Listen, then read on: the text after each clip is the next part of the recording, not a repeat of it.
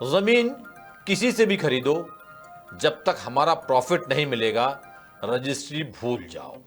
जहां शिकायत करना है करो, हमें कोई फर्क नहीं पड़ता। ये बैठन है, यहां ऐसा ही होता है।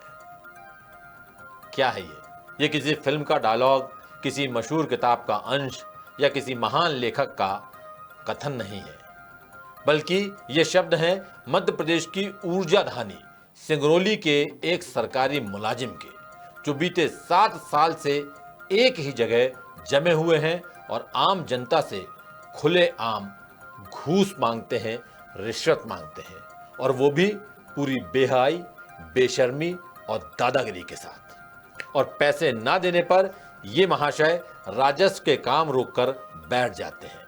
जनता परेशान होती है तो होती रहे, इन्हें बस अपने प्रॉफिट और कमीशन, घूसखोरी से, रिश्वत से मतलब होता है। यानी ये काम ना करने के लिए सरकार से तनख्वाह लेते हैं और काम करने के लिए जनता से रिश्वत लेते हैं। एक सरकारी अफसर द्वारा खुलेआम लोगों से घूस मांगना ना सिर्फ चौंकाता है, बल्कि पूरे सिस्टम की स्याह सच्चाई भी उजागर करता है। यह सिर्फ एक नमूना है। ये मत समझिए कि ये किसी के खिलाफ, एक इंडिविजुअल के खिलाफ खबर है। ये सिर्फ एक नमूना है जो बताएगा कि सरकारी दफ्तरों में क्या हो रहा है, क्या है ये पूरा मसला, कौन है वो अधिकारी, और शांति के टापू मध्य प्रदेश में कैसे फैल रही है भ्रष्टाचार की अशांति। बता रहे हैं भोपाल से हमारे इनपुट हेड रवि अवस्थी और सिंगरौली से हमारे संवाददाता मनु कुमार शाह। कहीं किसी को कोई पैसा देना नहीं है, और अगर कोई पैसे मांगता है तो सीधे मुझे चिट्ठी लिखना, और अगर कोई पैसे मांगता है तो सीधे मुझे चिट्ठी लिखना, और अगर कोई पैसे मांगता है तो सीधे मुझे चिट्ठी लिखना। पीएम मोदी देश की जनता से कहते हैं कि अगर कोई सरकारी मुलाजिम रिश्वत मांगे तो सीधे मुझे चिट्ठी लिखना। यानी भ्रष्टाचार के खिलाफ खुद प्रधानमंत्री भी खासे चिंतित हैं। वहीं मुख्यमंत्री डॉक्टर मोहन यादव भी बार बार सार्वजनिक मंचों से भ्रष्टाचार पर जीरो टॉलरेंस की बात करते सुनाई पड़ते हैं। मगर अफसोस, चाहे प्रधानमंत्री हो या मुख्यमंत्री, मध्य प्रदेश के भ्रष्ट सरकारी अधिकारियों को किसी की बात से कोई सरोकार नहीं है, ना ही उन्हें जनता की कोई परवाह है। उन्हीं भ्रष्ट अधिकारियों में से एक हैं ये महाशय। इनका नाम है अशोक सिंह परिहार, जो सिंगरौली जिले के बैढ़न ऑफिस में डिप्टी रजिस्ट्रार हैं। परिहार का रवैया इतना आपत्तिजनक है कि आम जनता से लेकर स्थानीय जनप्रतिनिधि तक इनसे बेहद परेशान है। इनके खिलाफ कई शिकायतें दर्ज हो चुकी हैं, कई मामलों में जांच चल रही हैं और कई आरोप धड़ाधड़ लगते जा रहे हैं।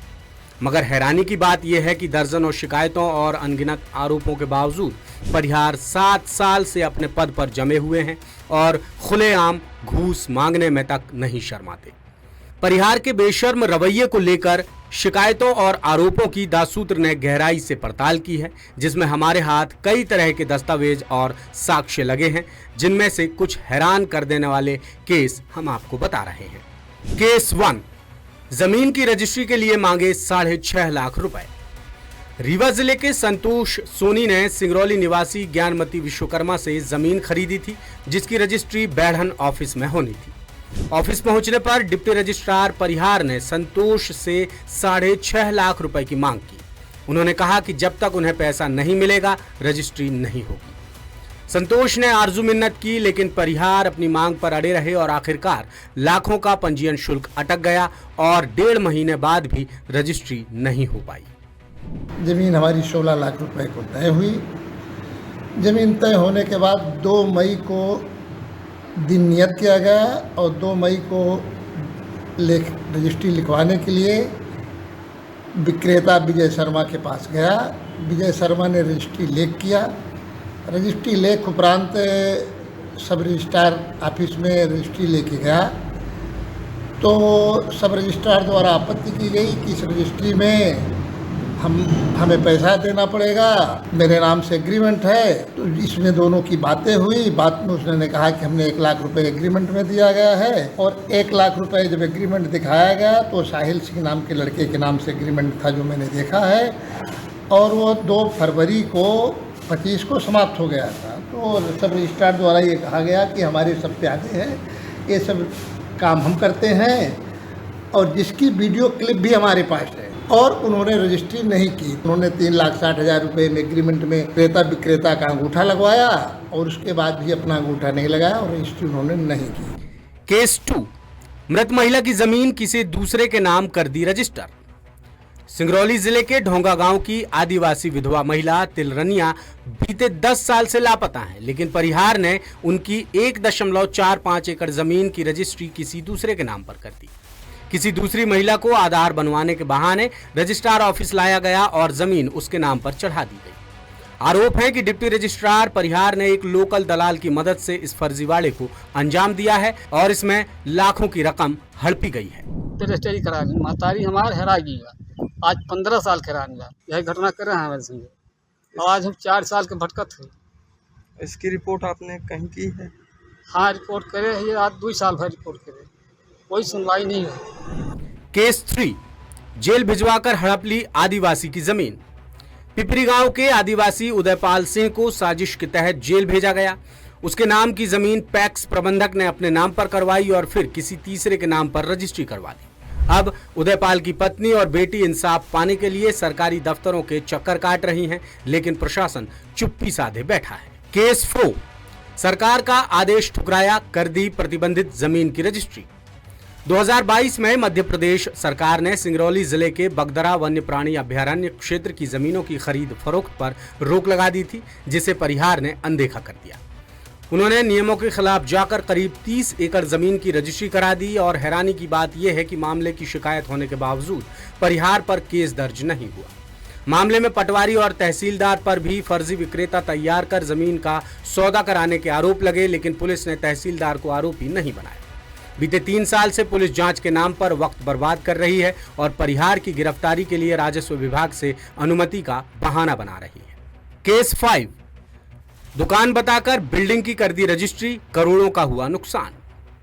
एक बहुमंजिला भवन को दुकान बताकर रजिस्ट्री करा दी गई, जिससे सरकार को 1 करोड़ रुपए से ज्यादा का नुकसान हुआ।